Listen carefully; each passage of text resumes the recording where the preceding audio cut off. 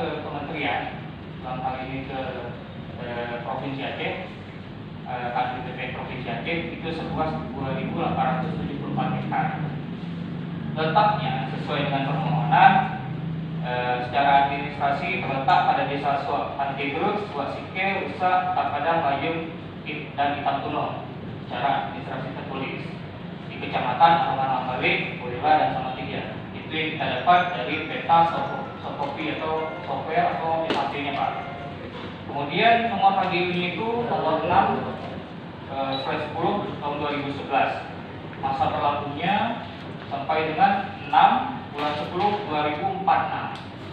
Nomor BBT setelah saya sampaikan tadi nomor 11 tahun 2010 dengan nomor SH HGU-nya 54/2011.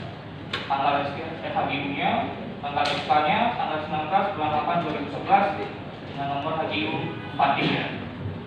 Terkait dengan persoalan ini, minggu lalu kita telah diundang oleh pihak kecamatan Barat